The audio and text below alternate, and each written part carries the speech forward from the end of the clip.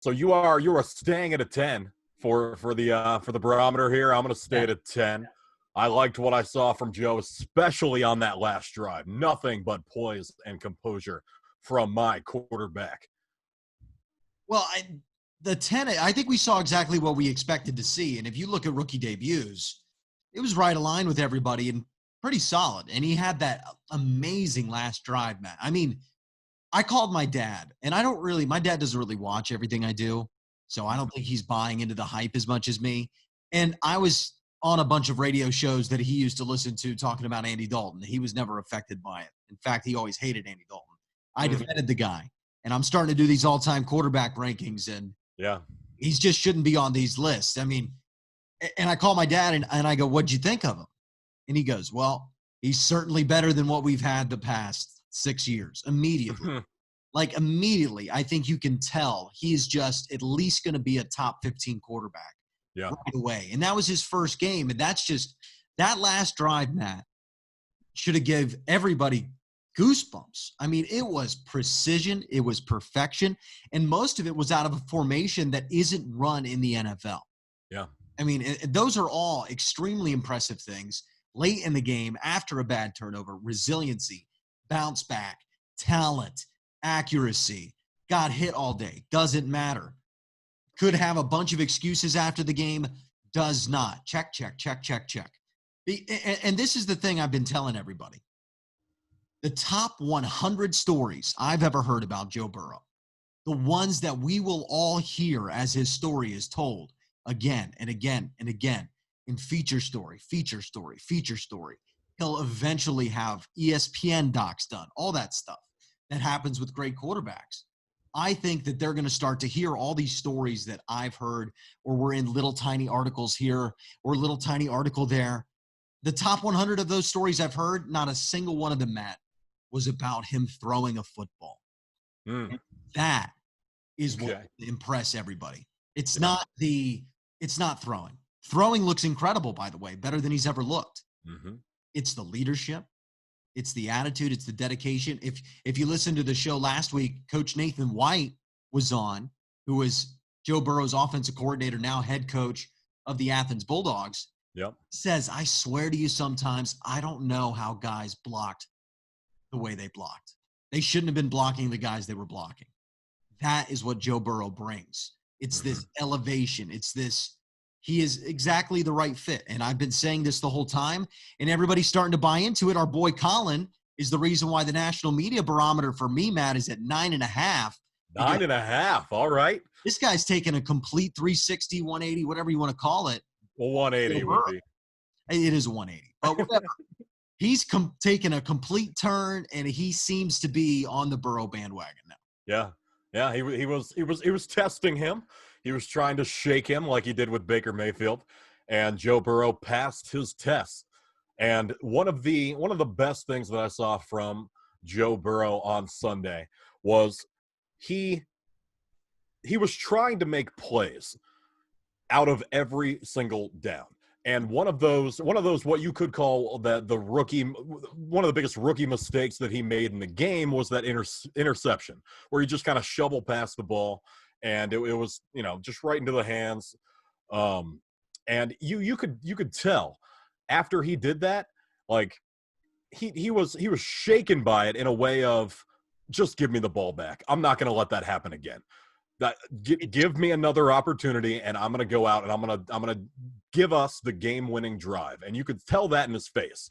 And when I saw him looking like that, and then he went out and started making those plays and those amazing throws in that little 2-minute drill to the AJ Green, by the way, what a catch in the end zone that should have counted.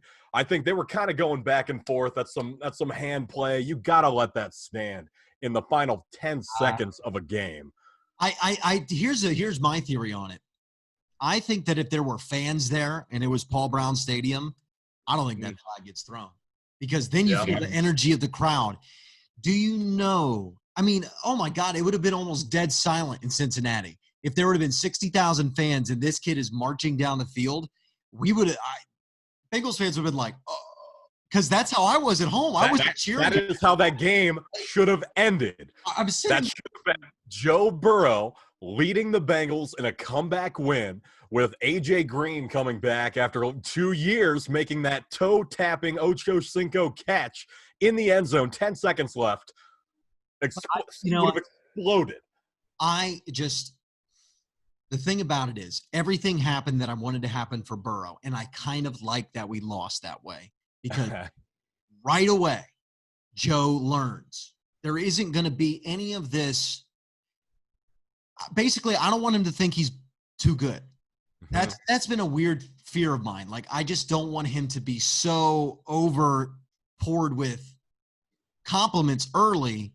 And I don't think that would ever take anything away from Joe, but it's always like this worry in the back of your mind. You never know how somebody grows up over a few years. I love that it was the first loss. And it's like, dude, this is the Cincinnati Bengals. It's not easy. You're going to have to get up earlier tomorrow. Yeah. It's going to be hard. There's going to be a lot of things that go wrong, and you've got to be almost perfect every week to win. The thing about Joe is he thrives in that stuff. I mean, he was asked in the press conference today, I believe, today or yesterday, about the Thursday night game. And he's like, I love it. I love that we're doing 100 hours in a week, and it's like packed in, and it's multiple games. I love I've got to be here in the morning and then be here late and fit in the throws before the trip. He loves the grind. That's all you can ask for. Another thing in terms of the barometer with Colin Cowherd is every segment he's getting mentioned now. He said today he put him in the same sentence as Lamar Jackson, Russell Wilson, Tom Brady in terms of guys that respond well after mistakes or can handle pressure. Like, randomly, because we knew he was going to come around. We knew it was only going to be a matter of time. He gives this aura off, and Joe gives this aura off of, and this is where I want to get into the game review. He gives this aura off, Matt. The thing that impressed me the most, honestly, it was the cadence, honestly. Mm-hmm. Now, I know I'm probably being tricked by no crowd and the mic probably being closer or whatever. But my God, didn't he sound good? Didn't he sound good? The announcers were talking about it too. They were just like, oh, you can hear everything with no fans. But I can listen to that all day. The reason he was elected captain is because everything that you want to see in a quarterback, this aesthetic stuff, is checking the box, every single time. And I never used to think something like, so Baker Mayfield does this. If you're going to throw the ball or if you're going to hand off a play action, right, you don't want to, like, drag your arm because it tips the defense. You know, little things like that, like hand placement. Or after you hand off, if you hand off and then, like, slouch and relax, the defense gets an extra key. The safety got the ball, It can kill the play. And Peyton Manning, whenever he does those details, I mean, this is really where I was like, wow, that really does matter a lot. It's like, you got to bring it up. You've got to be perfect. You got to be locked in. And Joe Burrow 3 times handed the ball off. I thought he still had it off the TV. He tricked the cameraman one time where ball got handed off, and Joe came up so perfectly straight and right in his fundamental that it looked exactly like the ball had been handed off. Or he didn't hand the ball. He didn't hand it off, And he got nailed on a play like that because he'd handed it off, and the DN didn't know, and he slapped him. Like, little things like that in the cadence. And Matt, before we get into betting lines, this is the one play I wanted to talk about on top of this is what's been on my mind. And it's what every Bengals fan thinks is the worst play of Joe Burrow's day. What do you think the worst play of Joe Burrow's day was, Matt? I had said that the biggest rookie mistake that he made was probably the interception. Outside of the interception, the interception, there's nothing good about that. That was a horrific. Outside of the interception, probably not hitting A.J. Green for that touchdown. That is it. So, yes, horrific mistake at the end. But think about that A.J. Green play, okay? They were rushing up to the line. They're in empty. Empty, The Athletic had a great article about how rarely empty is used in the NFL. Barely anybody uses it ever. So this is a rookie quarterback in his first start with no OTAs, no training camp. Well, it was a limited training camp, nothing in the spring, new receivers. In his debut, late in the game, second half, comes up to empty. The Chargers are showing blitz on the play. His cadence is so loud and so crisp and so sharp that the Chargers drop out of the blitz disguise because they weren't blitzing. They were actually dropping back early. When that happens, Joe Burrow, out of a formation that isn't run in the NFL, alerts, changes the play. Then it's a single high safety. He steps back. He holds the safety down perfectly, never looked at AJ, popped his head, flipped the ball. AJ Green was wide open. If he hits that pass, it's one of the best little sequences I've ever seen from a rookie quarterback. And it's a better sequence than Andy Dalton delivered at any time in his career outside of a few moments in 2015. So Bengals fans, like, you know, I had some guy tweet at the 3 a.m. Coney account, like, listen, he looks just like Andy Dalton. I'm like, okay, if he looks just like Andy Dalton in his first game, that's probably his floor, isn't it? So if his floor is a 4-time Pro Bowler and a guy that went to the playoffs 5 straight years, to me, that's a decent floor, right? I just did not look like Andy Dalton to me. I don't think so either. I don't know what that. I think Joe Burrow's floor is like Matt Ryan, MVP candidate at least one time. Like, I really think this kid is going to be special. We just got to keep him healthy. We just got to keep him happy. We got to keep him motivated, keep him focused, believe in him. Don't throw him under the bus. Get him a kicker.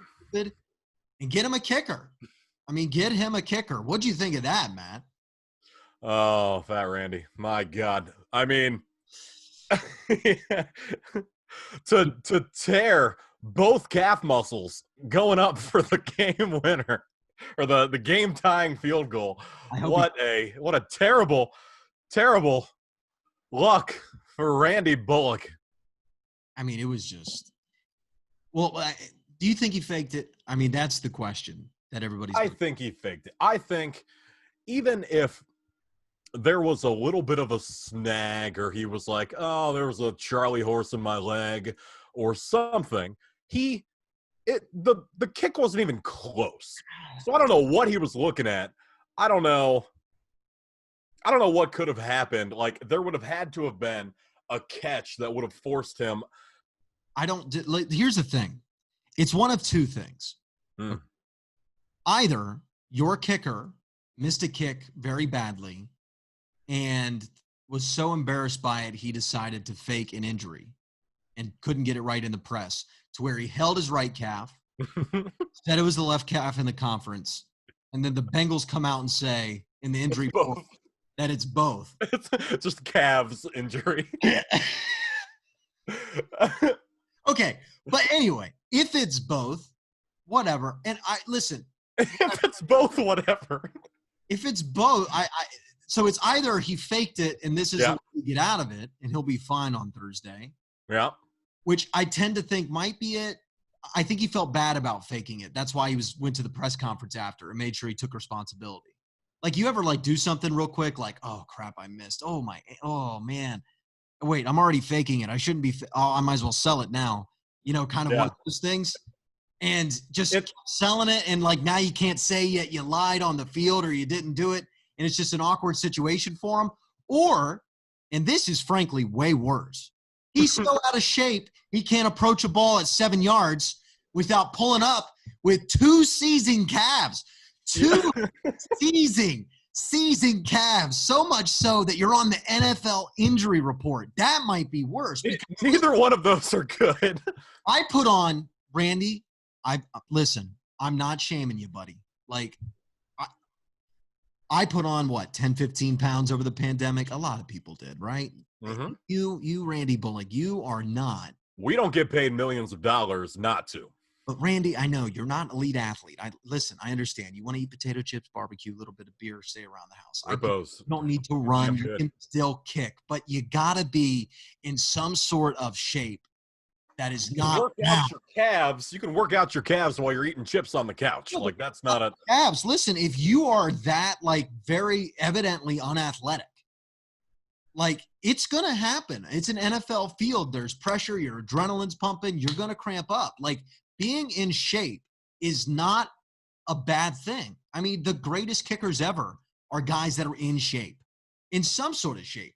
They're just good cardio, good health, good diet. We're prepared, body's ready to go. And I don't care. I don't care if he has spaghetti arms. His legs should be in football shape. Not even, it's the health part of it. It's the Yeah. health part of it to where, I mean, I don't know. Like, is Randy Bullock actually one of those guys that he just looks husky, but he's really super athletic? Like, are we really buying that, everybody? I don't think so. Offensive linemen aren't fat. Offensive linemen are some of the best athletes on the planet. They have big bellies. Randy doesn't look like a guy that just has a random big belly, but he's a super good athlete. He's a good kicker, great from 50 yards in the fourth quarter randomly. Mm-hmm. And you know what? I'm happy to have him kick the rest of the season, by the way. I think that a lot of people missed in week 1, and I think it's irrational to cut your kicker before Thursday night. Thank you, Cleveland. Do you think Randy Bullock is better than the Browns kicker that they just picked up? Probably. Yeah. Here is my theory of what happened. I think Randy Bullock went up there, all the pressure in the world, Joe Burrow giving him a little look, just going. There you go. 3-yard line. Perfect, right? Yeah. 1-yarder. Close enough for you, Randy. Here you go. And he goes up there, and he has just a tiny little lapse of goes up to the ball, messes up, goes down, takes both hands, and starts pleading with his leg. Why? What happened? Like there was some kind of disconnect from what his brain was telling his leg to do to what his leg actually did. Like his leg just went rogue. Like it had to pay off a gambling debt for the Chargers. And he goes, "What? No!" And he just starts hugging it like, "What is wrong with you?" And then just decided to go, my calves, they disobeyed me. Like I don't know why. My legs just won't obey me. I think, and then Kevin Huber was like, "Dude, you hurt yourself?" And he's like, yeah. Man.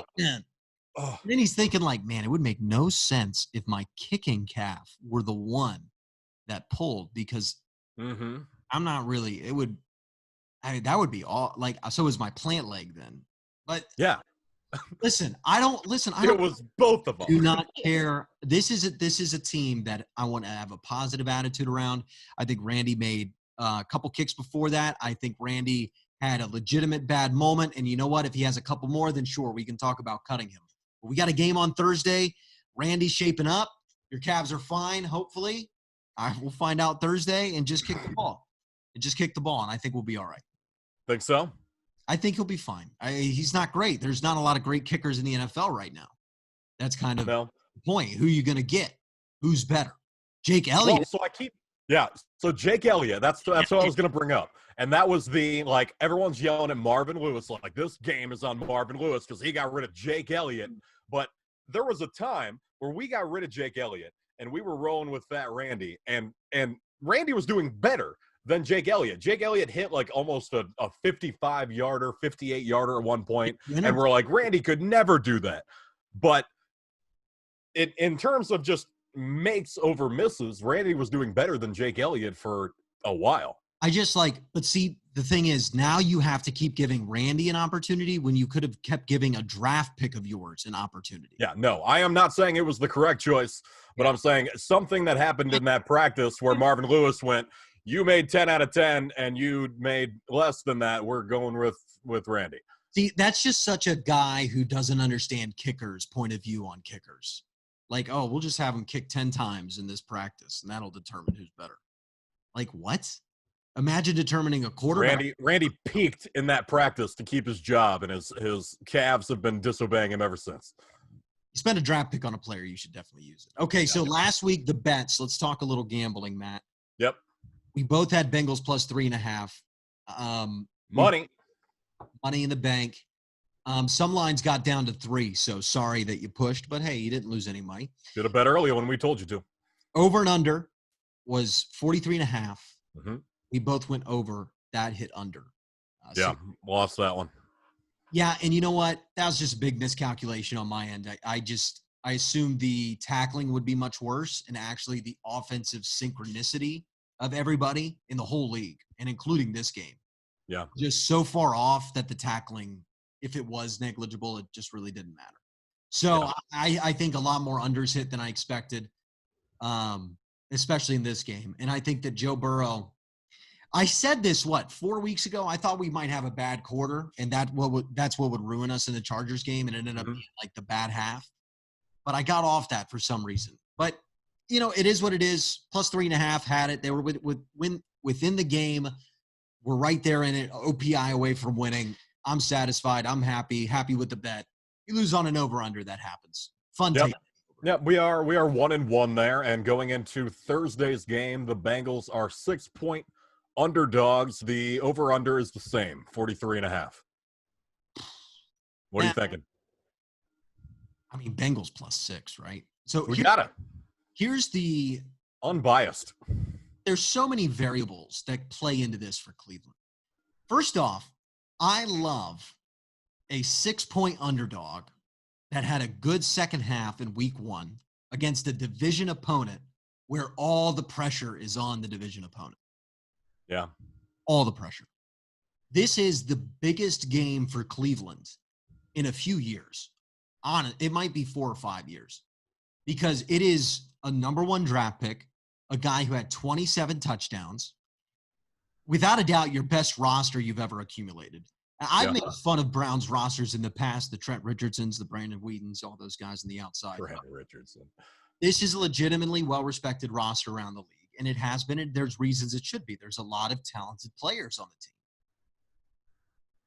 And they're playing a rookie quarterback, and the team is a 6-point underdog, and Baker's look like crap, and they just got blown out. Listen, if Joe Burrow goes out there and wins this game, Kevin Stefanski went 13-3 with Case Keenum. If you think that Kevin Stefanski is going to believe the Cleveland front office and ownership group, because they told him, hey, Kevin, you've got 4 or 5 years. Don't worry about it. So Kevin's not going to believe that. Are you kidding me? He knows he needs to win now if you want to keep a job in Cleveland. As much as they'll tell you everything, any smart person knows you got to win now, because the ownership is it's just awful, right? It's so bad. You've got to go now. You got to have success. And I'm not going to sit around if I'm Kevin Stefanski and watch Baker Mayfield think he's Russell Wilson and blow every game. So if you go 0-2 after dropping one to the lowly, abysmal Bengals, and there's a number 1 pick, Heisman Trophy winning quarterback in your own division that's schooling your guy who's been in the league for 3 years, you've got some real problems, and Baker Mayfield's probably going to take a seat on the bench. And if that happens, it's the end of the era, and they're done. You think so? You think if the Bengals beat the Browns, you think Baker Mayfield is going to be on the bench? I think that if Baker is horrible, he'll be on the bench. I think that let's go through the scenarios. Let's say it's Bengals 35-31. Burrow and Baker both look great. This is the storyline coming out. Wow, Joe Burrow. Baker Mayfield's pretty good too. Browns have a lot of talent. Maybe a fun rivalry coming up. Right? That's the storyline. Browns blowout, good. Browns back on track. Maybe they're solid. Bengals got a lot of work to do. Close, Browns win, but ugly. I don't know if this is going to work, but they got the win. They get another week. I don't really like it. And there's nothing on Joe Burrow. Close loss. And Bengals could score 6 points. Nothing's going to be blamed on Joe Burrow right now. A Bengals blowout win. Baker's going to the bench. If the Bengals, let's say the Bengals come in there, win 28-6. Baker throws 3 picks, a pick 6. Burrow's got 3 tutties. Looks incredible. Short week. They get annihilated in the coaching room. Taylor's more prepared. I don't think that's going to happen, but let's say all that happens.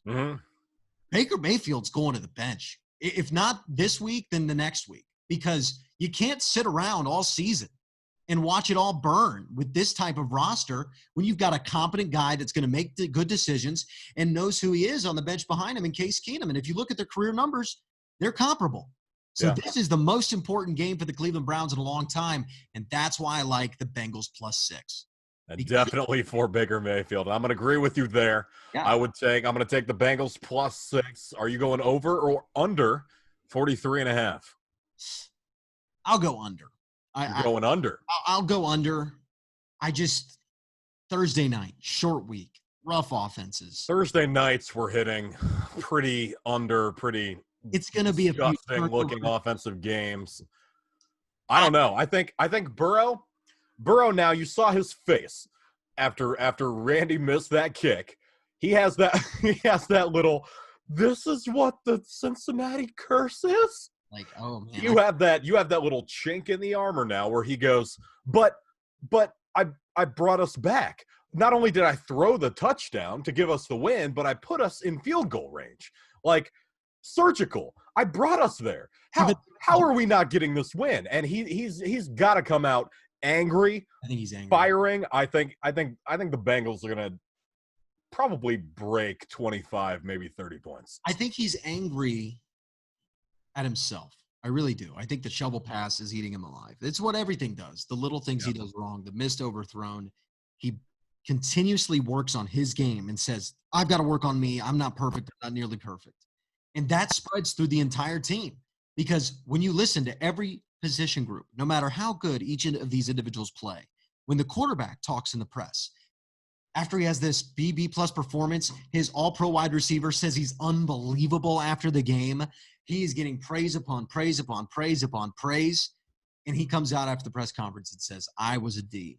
I need to get so much better. All his teammates look around. Bobby Hart's probably like, well, damn, I definitely need to get better. I mean, if this guy says that he needs to get better, I definitely need to get better. And Josh Bynes, who had a great game, is like, as a unit, we got to really get better. I need to do some things better. I need to strip the ball more. It's this attitude. It's pervasive. This stuff is – you see it in any sort of locker room you've been in, whether in your high school sports, youth sports, whether you're around a team that's pursuing a championship at any level, any sport. There's this energy that certain guys bring. It's this mojo. It's this groove. It's let's get to work. It's leadership.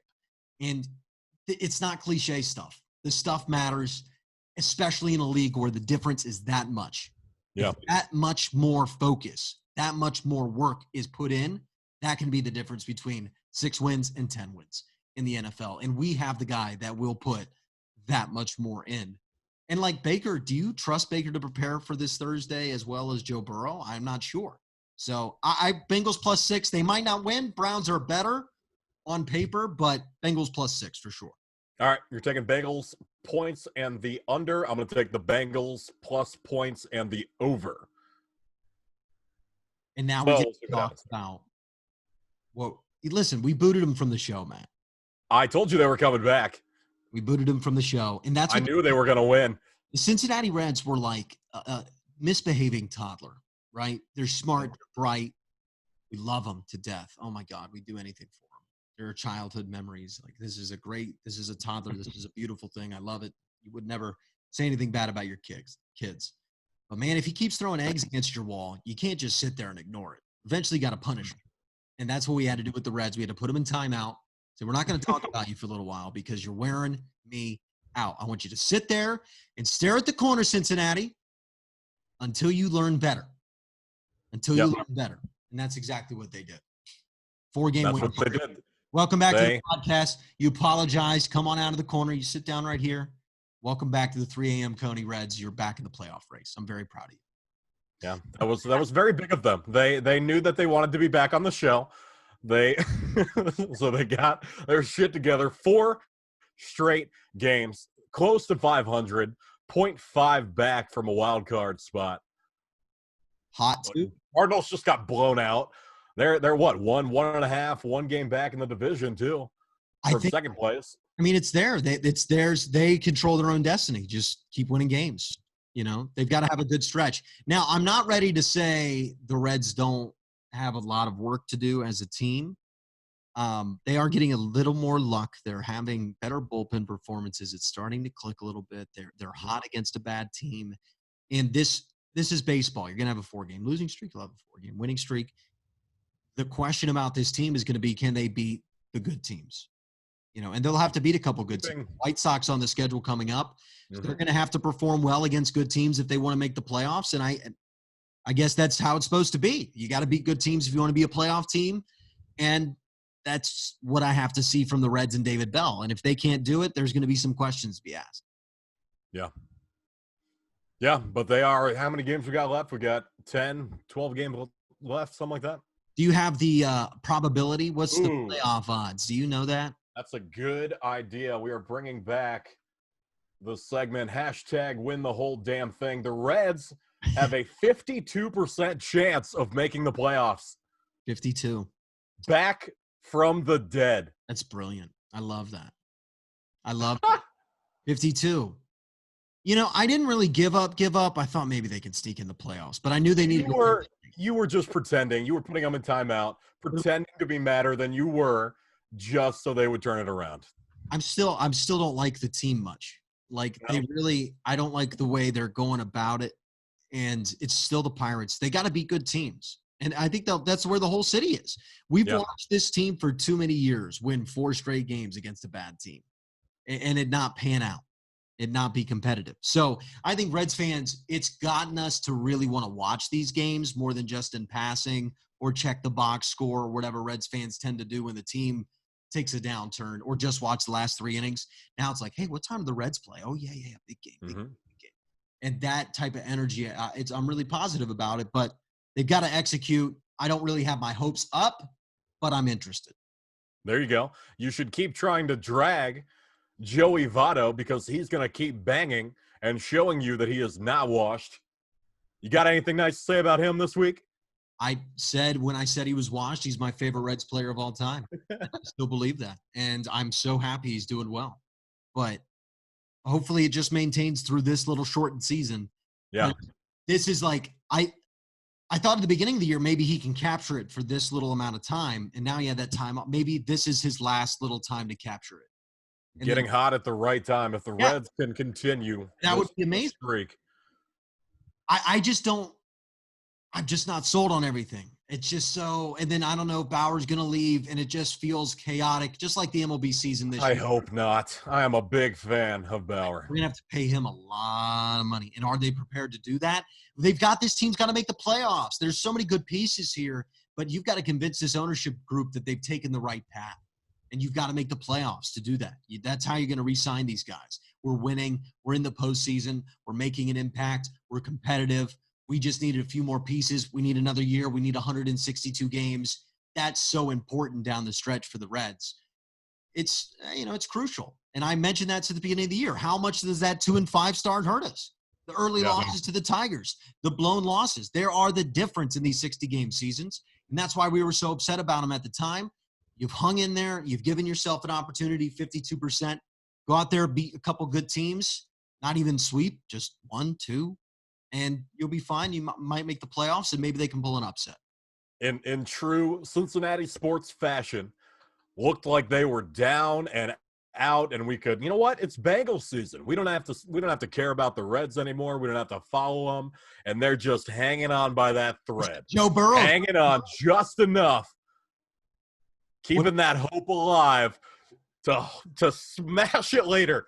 What if Joe Burrow, it's the Bo Jackson curse, and Joe Burrow enters, and it's this post-COVID era Joe Burrow, and the whole city's uplifted. That's my dream.